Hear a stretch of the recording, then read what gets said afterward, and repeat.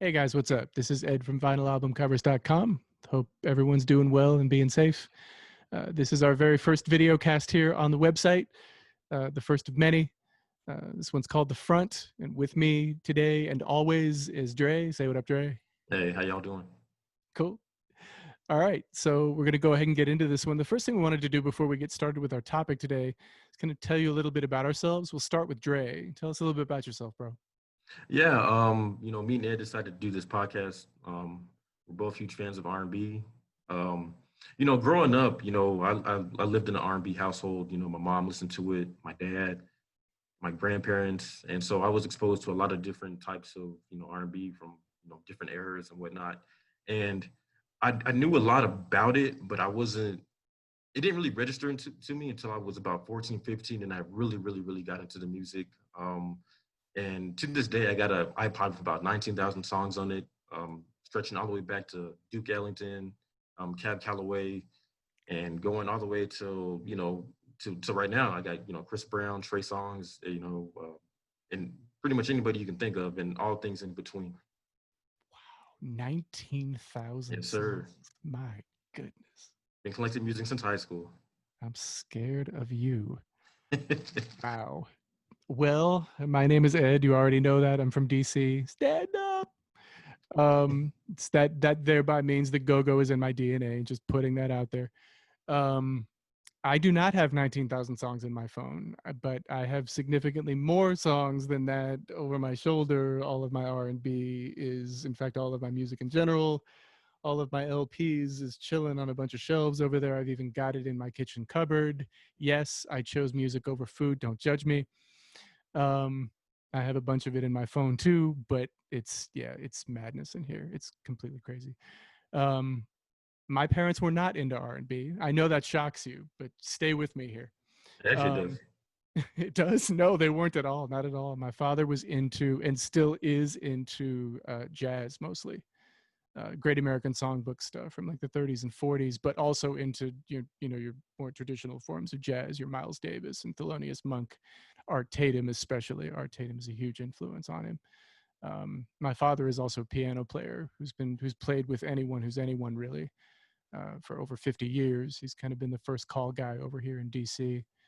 Um, He's got a laundry list of people he's played with. BobSmithMusic.com is his website. You can go check him out and hear him and see what he's done. He's scary good. I would say that even if I didn't like the guy. But any musical inclination certainly came from him. My mother was into music too, but she was into like adult contemporary. She was into the softer stuff. She was into like Carpenters and Barry Manilow and Helen Reddy and the Fifth Dimension and Janice Ian and just Interesting. anything that was soft and melodic pretty. That's what she was into. Anya? What's that? Anya? Onion? No, Anya. I'm messing with you. Enya, yeah. No, she was not into Enya. Okay, that's good. But just like the John Denver, Anne Okay. Marie, stuff All like right. that. Yeah. Just anything that was on like soft rock radio, she was heavy into. Um, I never had an appetite for that. I had an appetite for jazz. I still do. For Okay. anything with expensive chords in it, I'm liable to listen to and probably like. But I didn't. I got into R&B. There were literally two moments in my life that I can point to specifically. I remember I was 5 years old, and my parents took me to see Ain't Misbehavin', the Fats Waller musical, Okay. at the National Theater, and I didn't know what I was getting into, but I was 5. I didn't care. It looked like fun to me. So we went in and sat down, and we were fairly close to the front, I remember. And the first song was, oddly enough, Ain't Misbehavin'. And Armelia McQueen was one of the female singers in the show, female singer actresses. She's phenomenal. Um, she's done all kinds of things. But anyway, she was singing the song, and there's this part where where they're singing the chorus, "Ain't misbehaving, I'm saving my love for you," and she starts pointing at people in the audience, and you, and she points at someone else, and you, and she points at someone else, and then she points at me. Oh, and you, dude, I was floored. I was dead. I was 5. Blew my head off. Like and I looked at my mom. I'm like, she pointed at me. Like, yes, she did, sweetheart. Isn't that sweet? And it's, yes, she pointed. I was done. I was lit. And like literally that musical changed my life, because I heard, for the first time in my life, I heard singing that was soulful, that felt like something, Yeah. and it felt like home. And it was jazzy, just like my father was into. So there was the gateway drug, but Hmm. it was soulful too. Like, and I went, oh, I like that. Like, I really like that. And so of course I watched the whole thing, and I was just like googly eyed like the whole time. I was totally into this, every moment of it. My mom would try to talk to me. I'm not even like, you're not even here. I was all about it. And I remember when we left, at the front of the National Theater, they had the stand where they had the soundtrack album on LP, because I'm old. And my father bought it for me because he could see how gone I was. And he bought it for me and put it in my hand. And you would have thought that this was like $1,000,000 to me. I still remember that feeling of holding it the first time. And as soon as I got home, I cracked that thing open. And I kid you not, for at least the next 2 years, I was just stuck on this with my cheap little record player. Like, it was all I listened to. I knew every word, every note. Do you still have that record? Oh, I do. I still have that very record. You can't Nice. play it anymore because I destroyed it. But Yeah. it's right. I can actually see it from here. It's right up there on the top shelf. Nice. I've kept it. I went back in 1988. They had the revival. I went back, and got another album after that I could actually play, and wore it out all over again. Like, it's just the greatest thing I've ever seen in my life. And then there was one other thing, and I'll make this short. My father is a retired veteran. He's retired sergeant major. I'm sorry, but he was a master sergeant at the time, and he used to go to the American Legion Hall, the one in Alexandria. It's still there, post 24, if you care. And it's a bar. It's just a bar. And it had a poker machine, it had a Pac-Man machine, a pinball machine, and a jukebox, and a shuffleboard table, all of which were endless amounts of fun for somebody who was like 10. No, I wasn't 10 at the time. I was 7. That's not true. I was 7. Mm. Anyway, the jukebox was particularly fascinating because music. And so, but the jukebox had like garbage in it. It had like a whole bunch of country things in it, like Dolly Parton and Johnny Paycheck in Alabama, and George Strait and George Jones, and all the stuff I don't care about. It's just Yeah. not me. Um, and then there was some pop things. I remember there was a couple of Christopher Cross things in it, and um, I can't remember what else. It's been forever ago, but I remember in the jukebox there was this 45. They were 45s then. Ask your parents. Um, by a group called Chocolate Milk, and I didn't know who they were. I had no clue who Chocolate Milk was. And I kept looking at it, and not and it was curious, but I didn't do anything about it. And then finally one day my curiosity just got the better of me, and I had to hear what this was. And I asked my mom for a quarter, and I put it in, and I meant to play the A side. And instead of hitting A, my finger slipped, and I hit the B. It was B5. I still remember what it was. No, not the group.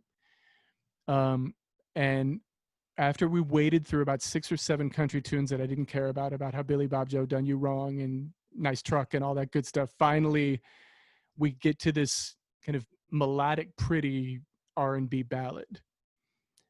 And I didn't know what it was that I was hearing, but I loved it right away. It was like love at first Mhm. chord change. And then I heard Frank Richard's voice. Frank Richard, by the way, is the father of Don Richard, who was in Danity Kane.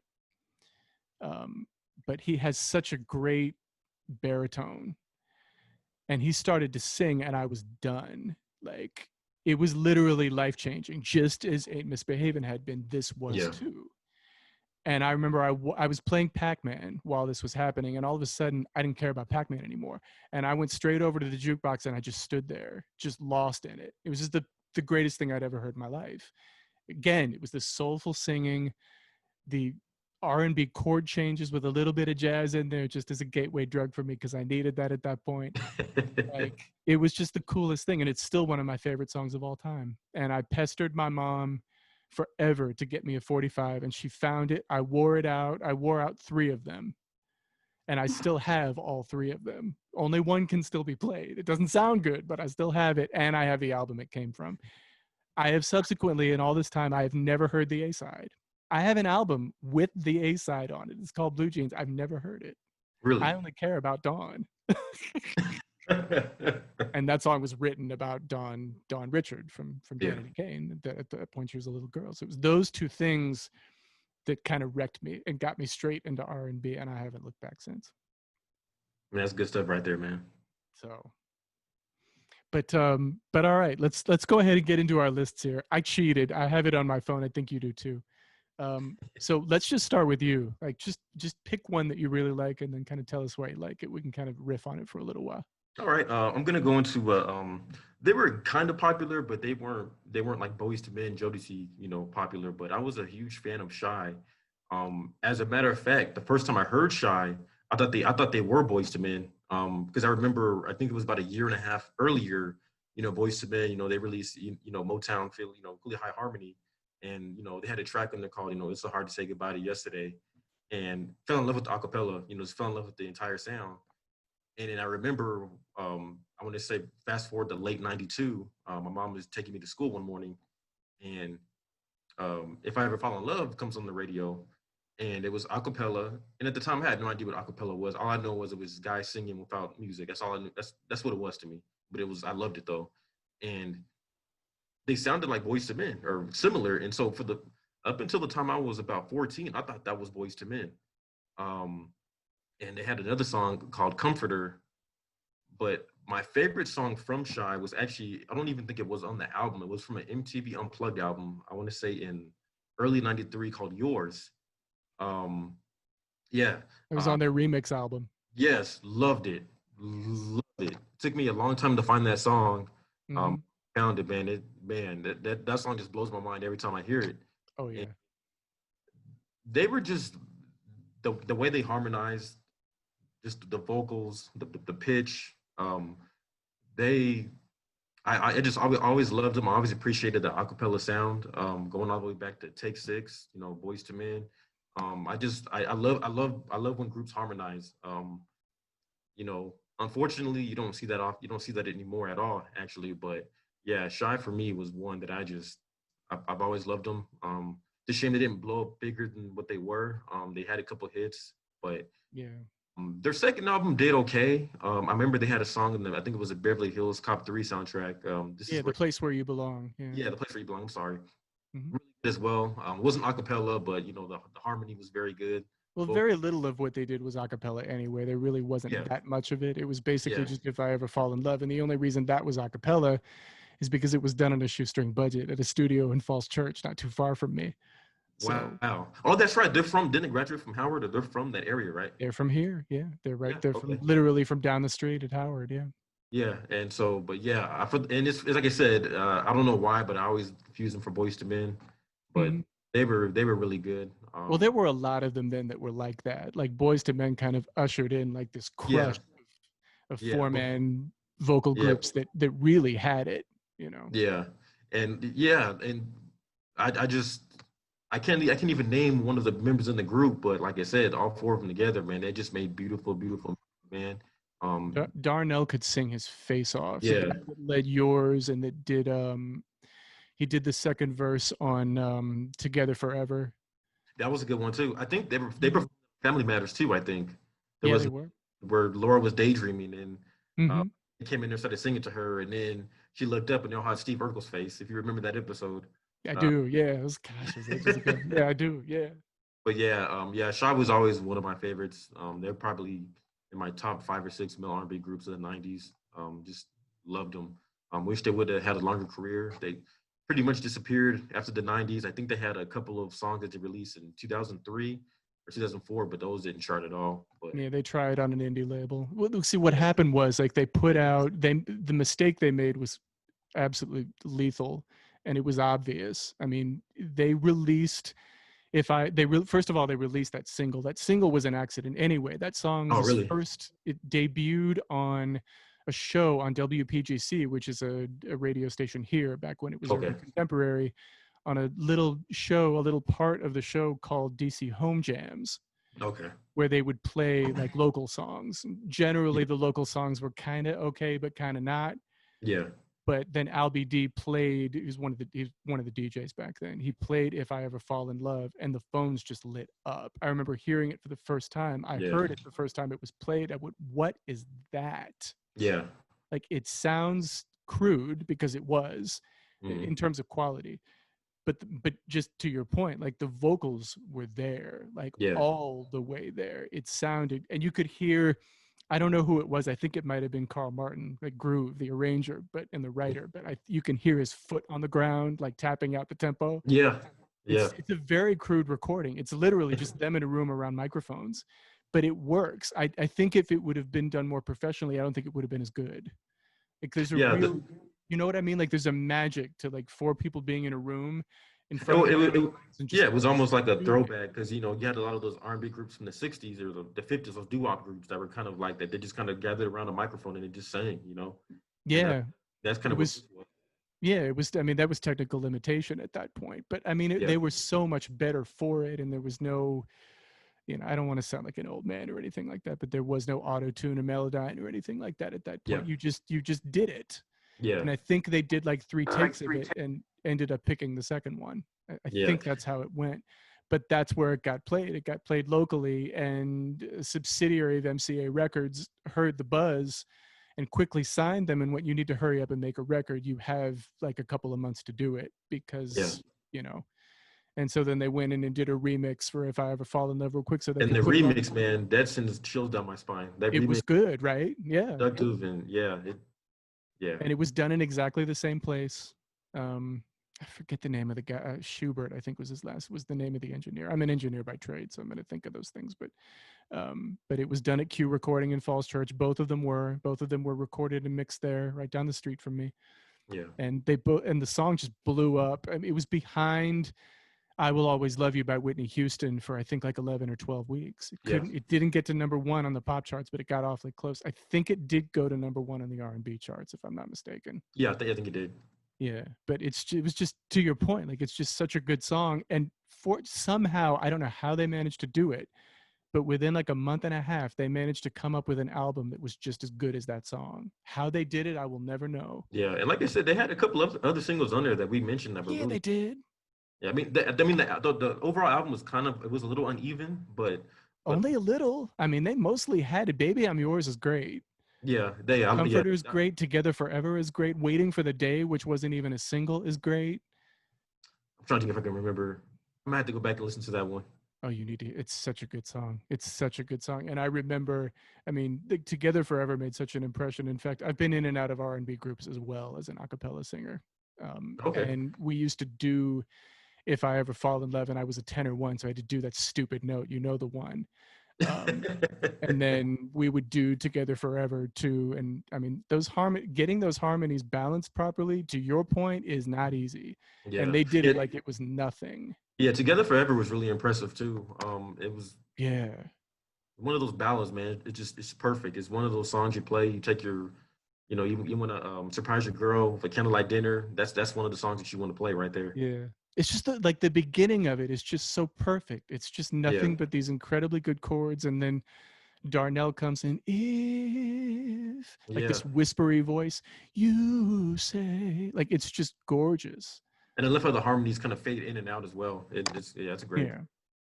Yeah. It's just an absolutely gorgeous song. And "Waiting for the Day" is great. I mean, it's a really good record with very few uneven spots. There's that one, oh, what was it? What was it called? It wasn't it right after if I ever fall in love. It's like supposed to be like a faster paced song, but It was Flava was the one I was thinking of. The yeah, rap that one. song. Yeah, or something. I don't know what that was, but that should have never made the cut. Like, what are you doing? Like, y'all can't do it. Like, there was no rapper in that group. You can't do it. Yeah, Terrible. It's just the worst thing.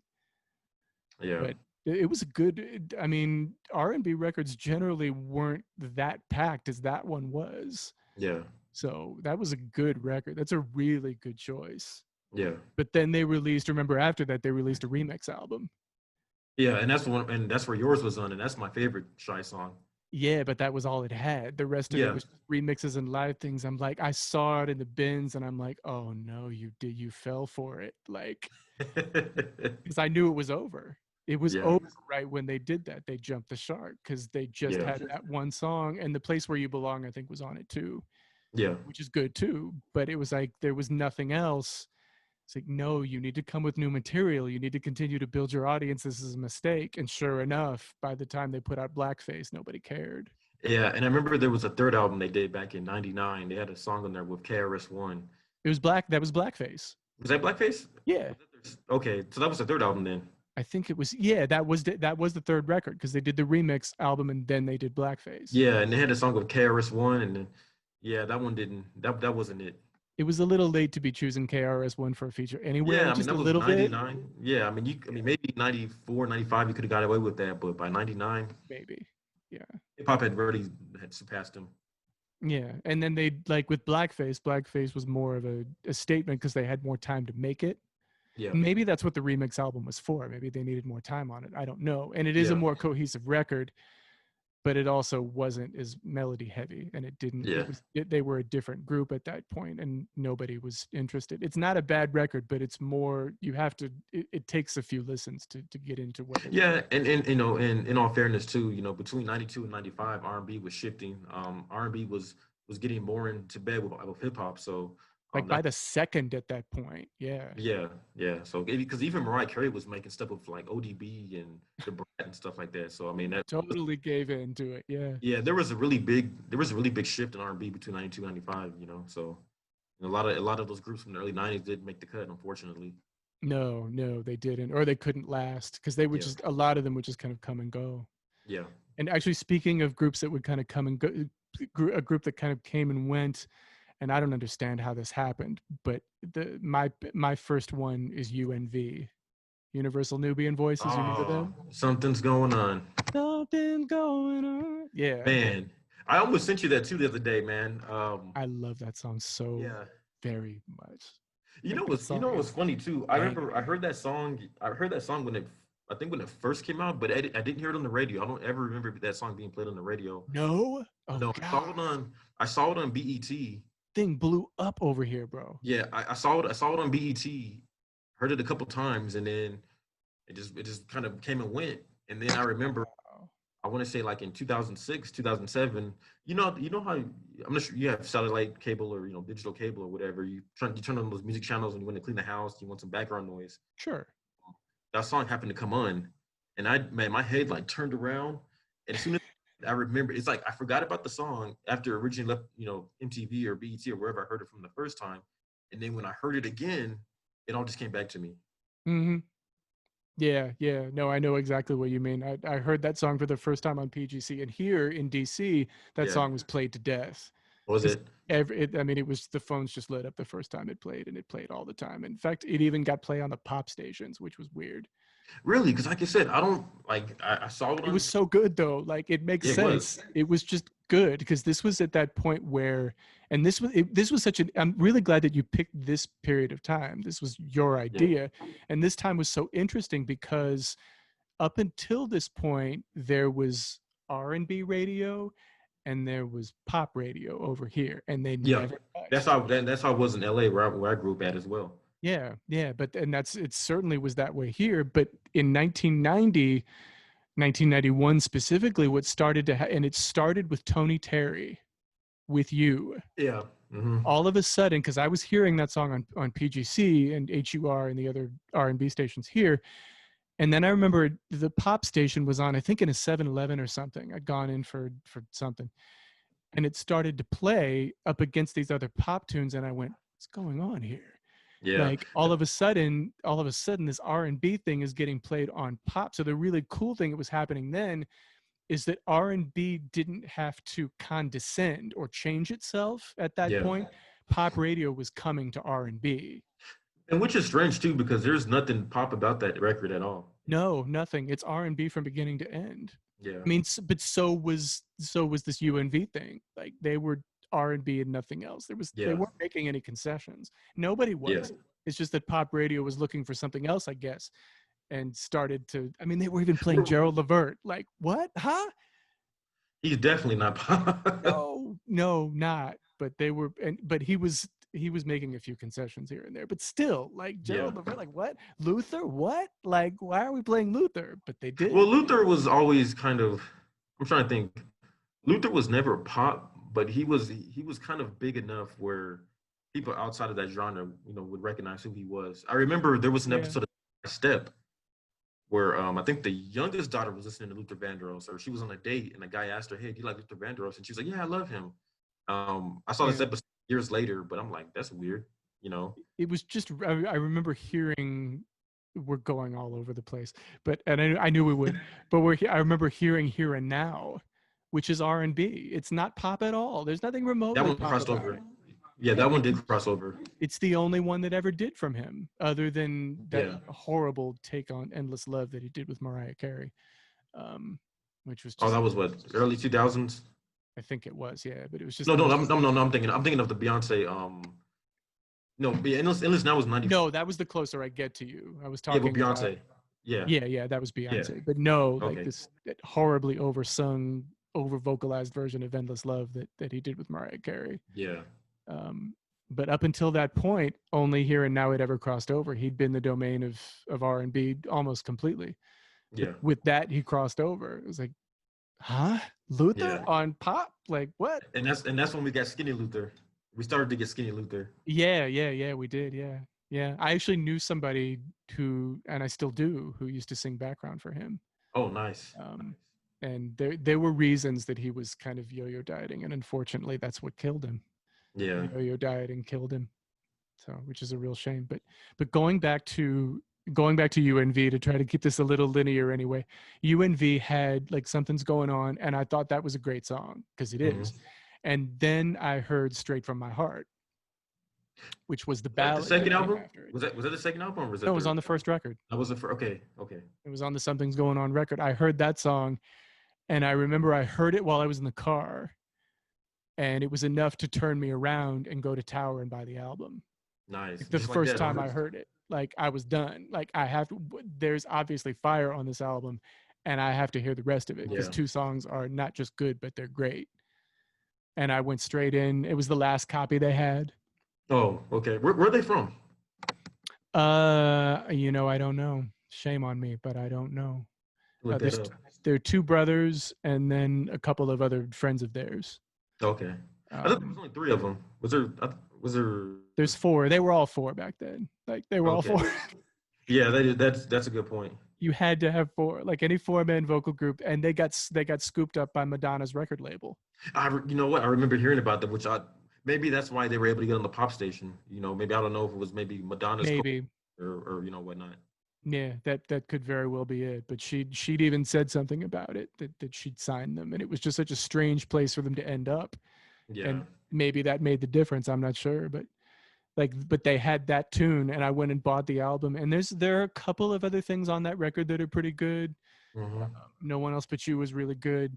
They also fell into the trap of doing a rap track, which they had no business doing, just Yeah. like I did. Like they all Yeah. had to try it once, and it's terrible. Just The trust only me. group that was the only group that was really able to pull that off in the early to mid '90s was Jodeci because they just had that raw hood sound that you Let's hold. We got to hold Jodeci though for a second. We'll get to yeah, it yeah, yeah, because it's yeah, it's. yeah. I know it's obviously on your list. I Oh promise yeah. you, I it's on mean, mine. yeah. So, but let's hold it. But let's hold on to that for just a second. So they did this record, and then Nothing for a Second, and then they released the Universal Nubian Voices record, which was the second album Okay. on which they did a complete and total pop crossover grab with So in Love with You, which Yeah, was and produced by I David Foster. yeah, and I remember I went back and downloaded some songs from that album. It Mhm. was okay, but like I said, it didn't have any singles that were strong. Like something's going on. So in Love with You is a great song. It's just not them. Yeah, But it is good. And I mean, David Foster is one of the greatest producers who's ever lived. yeah, We can say whatever we want. It's indisputable, really. He's just phenomenal, and certainly could produce R&B records. But he produced this more like it was a pop record. They still yeah, sang their faces off. Don't get me wrong, but the song's a pop record, yeah. and it didn't do what they'd hoped it was going to do. What they should have done was just done what they always did and just let radio come to them. Instead, they went after radio, Exactly, and that's kind of where they failed. And they had exactly. some things with Brian McKnight on it that he produced Okay. that weren't quite so good, and it wasn't as good of an album, and it kind of just did one of those. Yeah. And they couldn't get attention anymore. But that first record, my gosh, even just like those two songs, and then like No One But You, and the UNV thing, which opens up the record. And I mean, there's Hmm. some good stuff on that record. So yeah, UNV all day long. That album. It's one of his favorites of all time.